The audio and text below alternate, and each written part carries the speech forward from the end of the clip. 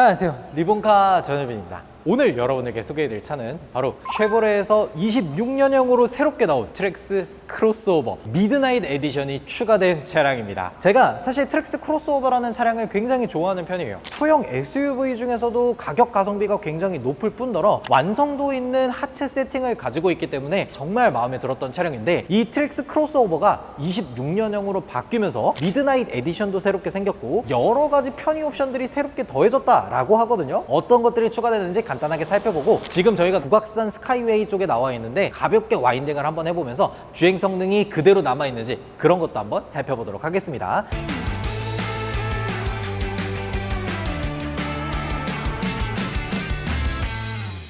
일단 트랙스 크로스오버 중에서도 여기 보면 RS 배지가 들어있잖아요. 이 RS 배지가 들어있으니까 이 차량은 RS 트림이다 라고 아시면 됩니다. RS 트림으로 올라오면서 미드나잇 에디션을 더했기 때문에 모든 요소들이 전부 검정색으로 되어 있어요. 액티브 트림이나 레드라인이나 LS처럼 뭔가 크롬이 덧대져 있거나 그런 것들은 전혀 없습니다. 한 가지 약간 아쉬운 건 이 블랙보 타일을 라이팅 그릴로 바꿔줬으면 엄청 멋있었을 것 같은데 거기까지는 들어가지 않았네요. 그리고 미드나잇 에디션을 넣었을 때 눈에 띄게 바뀌는 것 중에 하나는 바로 여기 휠입니다. RS 트림까지 올라오게 되면은 19인치 휠이 크롬이 덧대져 있는 형태로 나오게 되는데, 미드나잇 에디션을 더하게 되면 이렇게 18인치 휠로 내려와요. 인치 다운을 하면서 이 휠이 전부 다 검정색으로 바뀝니다. 저는 개인적으로 생각하기에 굳이 내가 소형 SUV를 사면서 19인치 휠까지 올릴 필요가 있을까? 라는 생각이 들거든요. 그래서 오히려 저렇게 검정색으로 깔맞춤되어 있는 스포츠 휠이 훨씬 더 멋있는 것 같아요. 그리고 이 트랙스 같은 차량은 소형 SUV 중에서도 가장 전장이 긴 차량이잖아요. 전장이 긴 만큼 실내 공간 자체도 정말 넉넉하더라고요. 4명이나 5명 정도 되는 사람들이 넉넉하게 타고 다닐 수 있는 2열 좌석 공간이 나온다는 게 제일 마음에 드는 부분이더라고요. 그리고 미드나잇 에디션으로 들어오면서 제가 가장 마음에 들게 바뀐 거,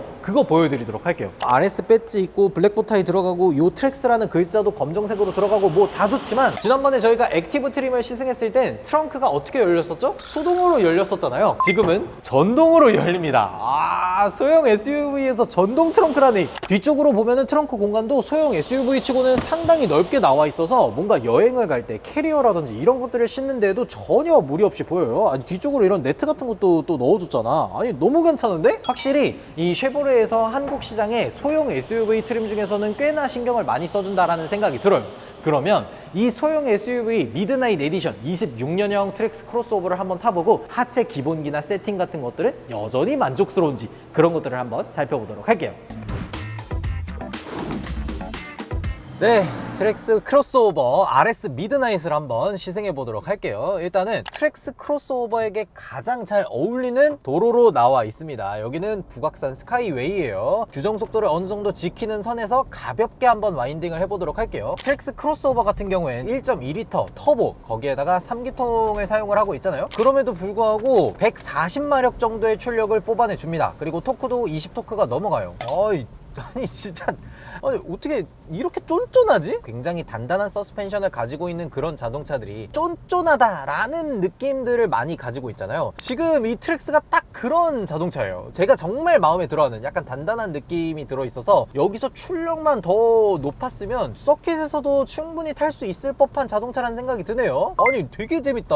우리가 보통 일반 시내 주행을 한다거나 도심 속에서 주행을 할 때에는 고속 주행을 할 때 과연 얼마나 세팅이 잘 잡혀 있어서 하체를 잘 잡아줄 것인지 이런 것들에 대해서 솔직히 잘 모르잖아요. 이런 극한의 환경에 자동차를 집어 넣었을 때 과연 이 차가 얼마나 잘 버틸 수 있는지, 그게 정말 중요합니다. 근데 트랙스 크로스오버는 확실히 운전자로 하여금 굉장히 즐겁게 만드는 느낌이 있어요. 와, 아니 진짜 이 하체가 굉장히 단단하게 잘 잡혀 있잖아요. 그러다 보니까 야, 너 이것도 버텨? 좀 더 해도 될 것 같은데? 너무 재밌는데? 라는 피드백들을 바로바로 느낄 수 있어서 확실히 그 기본기가 잘 되어 있다라는 생각이 딱 듭니다. 그리고 특히나 이 북악 스카이웨이 같은 경우에는 방지턱 같은 것들도 생각보다 굉장히 많이 되어 있는데, 방지턱을 넘을 때는 또 어떤 느낌인지 잠깐 보도록 할게요. 생각보다 되게 부드럽게 넘는다.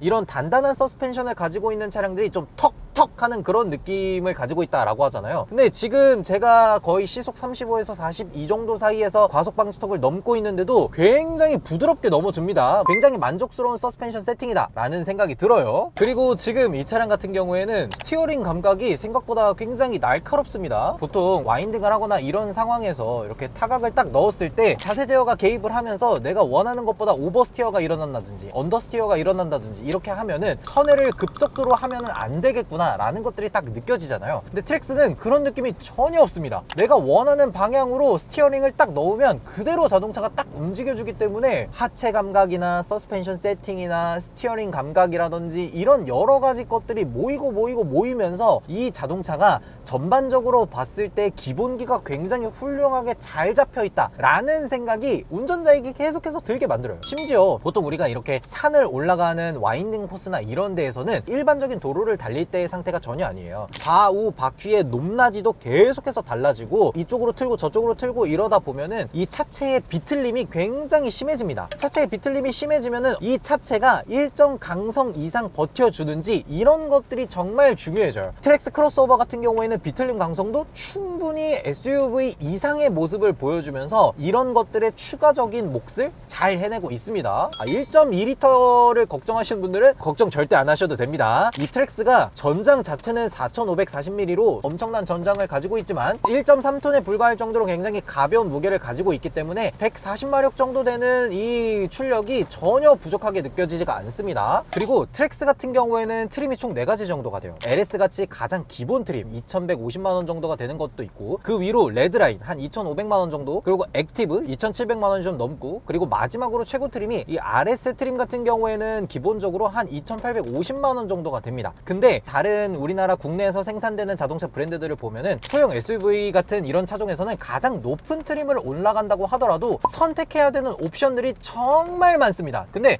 쉐보레는 우리 옵션 장난 안 할게, 그냥 딱 트림만 선택해 라고 하고 선택할 수 있는 옵션들을 별로 안 줬어요. RS 트림까지 올라오게 되면은 11인치짜리 요 센터 디스플레이, 그리고 아래쪽으로 보면은 운전석, 조수석, 통풍 시트 요런 것들도 기본으로 들어갑니다. 그리고 지금 운전석은 전동 시트에 요초 받침대도 들어가 있어. RS 트림에서는 선택할 수 있는 옵션이 딱 2가지인데, 첫 번째가 요 위쪽으로 썬루프, 그리고 미드나잇 에디션, 이렇게 2가지만 선택할 수 있게 되어 있습니다. 미드나잇 에디션이 한 79만원 정도가 되는데, 그 미드나잇 에디션을 추가하면 이렇게 주행 보조 기능이 들어갑니다. 이 주행 보조에 차선 이탈 방지 보조 요런 옵션까지 모두 포함되어 있다 라고 하면은, 아니 트랙스가 갑자기 너무 가성비 있게 바뀌는 거 아닌가? 라는 생각이 계속해서 들어요. 셀토스가 요즘 이제 제일 잘 나가는 소형 SUV잖아요. 셀토스 SUV 최고 트림에다가 옵션을 다 넣으면 신차가가 3,400인가 그러더라고. 3,400. 이 RS 미드나잇 에디션 딱 하나 넣으면 한 2,900만원 정도가 조금 넘거든요. 아니 그 정도면 너무 가성비 있는 가격 아닌가? 거기에다가 소형 SUV 중에서도 크기가 큰 이 트랙스 크로스오버의 가장 큰 장점은 2열입니다. 2열이 생각보다 정말 거주성이 높아요. 제가 아까 2열에 잠깐 앉아봤는데 2열에 앉았을 때에도 제 앞으로 레그룸이 주먹이 한 3개 정도 들어갈 정도로 굉장히 넓은 공간을 보여주고 있기 때문에 사회초년생이나 이런 사람들이 가볍게 구매를 해서 친구들끼리 놀러 가거나 이럴 때에도 정말 적절한 차량이다 라는 생각이 들면서, 심지어 아까 제가 주행보조 잠깐 도심에서 테스트를 해봤는데 앞차와의 차간거리를 정말 스무스하게 잘 맞춰주더라고요. 이런 것들이 추가가 되면서 RS 트림 같은 경우에는 여기에 온스타 기능이 들어가게 됩니다. 온스타 기능이 들어가면은 핸드폰으로 이 차량을 원격 제어할 수 있는 기술, 그런 것들도 들어갈 뿐만 아니라, 이건 약간 뇌피셜이긴 한데 최근 들어서 GM에서 이 GM 자동차들에 대한 주행보조 기술들을 조금 더 높여주려고 노력을 하고 있는 것 같더라고요. 미국에서는 고속도로에 진입을 했을 때 슈퍼크루즈를 켜놓으면 핸들에 손을 얹지 않아도 됩니다. 그냥 전방만 보고 있으면 알아서 고속도로에서 차선도 변경하면서 왔다 갔다 하는 그런 기능들이 들어가 있어요. 국내에서는 아직 그 기능이 들어오지는 않았거든요. 근데 GM에서 이런 주행보조 기술들을 포함해 시켜주려고 하는 듯한 느낌이 계속 들다 보니까 수입으로 들여올 수 있는 모델들, 콜로라도라든지 아니면 뭐 이코녹스라든지 트래버스나 타오 요런 모델들에는 슈퍼크루즈가 탑재되어 있는 그런 모델들을 충분히 들여올 가능성이 꽤 높아지지 않았나, 그런 느낌이 들더라고요. 그래서 담당자분한테 슈퍼크루즈 들어오나요? 언제쯤 들어오나요? 뭐 이런 것들 살짝 물어봤는데 안 알려주시더라고. 근데 얼마 안 남았다 뭐 이런 얘기를 하는 거 보니까 충분히 그럴 가능성이 굉장히 높은 것 같습니다. 제가 이 트랙스의 여러 가지 옵션 중에서 가장 마음에 드는 건 역시나 크기가 제일 마음에 듭니다. 옛날에 여러분 투싼 크기가 얼마나 했는지 아세요? 지금이야 투싼이 뭐 4630mm니 뭐니 하지만 예전만 하더라도 투싼은 4400mm가 조금 넘어가는 정도밖에 안 됐어요. 4400mm가 조금 넘어갔을 때 우리가 그걸 준중형 SUV라고 불렀습니다. 근데 지금 트랙스가 4540mm예요. 심지어 오디오라든지 이런 것들도 나쁘지 않아요. 오디오 잠깐 들어보면은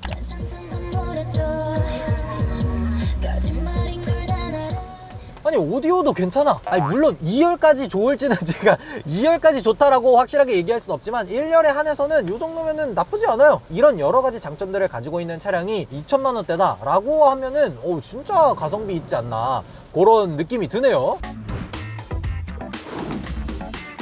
네, 이렇게 트랙스 크로스오버 26년형 RS 미드나잇 에디션을 한번 시승해 봤는데요. 원래도 만족스러움을 가지고 있었던 차량이라서 그런지 사심이 더 가득 담겨 있는 듯한 느낌이 확실히 들었죠. 제가 이 차를 와인딩을 하면서도 야, 이게 소형 SUV가 맞나? 아니 정말 바닥에 붙어가는 듯한 하체 세팅을 보여줬는데 라는 것들이 정말 만족스럽게 다가왔고 상품성이 정말 좋다라는 것도 다시 한번 새삼 느끼게 됐습니다. 저는 외관을 중요시 여기는 분들이라면 한 300만 원 정도를 더 투자해서 이렇게 RS 미드나잇 에디션을 올라오는 것도 정말 좋지만 내가 좀 가성비를 찾으면서 적당한 가격의 소형 SUV를 원한다 라고 하면은 한 레드라인 정도의 어댑티브 크루즈 컨트롤을 추가하는 요 정도만 해도 정말 적절한 차량이 되지 않을까 라는 생각이 들었습니다. 여러분들은 새롭게 나온 26년형 트랙스 크로스오버 어떻게 생각하시는지 댓글로 달아주시면 좋을 것 같습니다. 지금까지 저는 리본카 전유빈이었습니다. 감사합니다.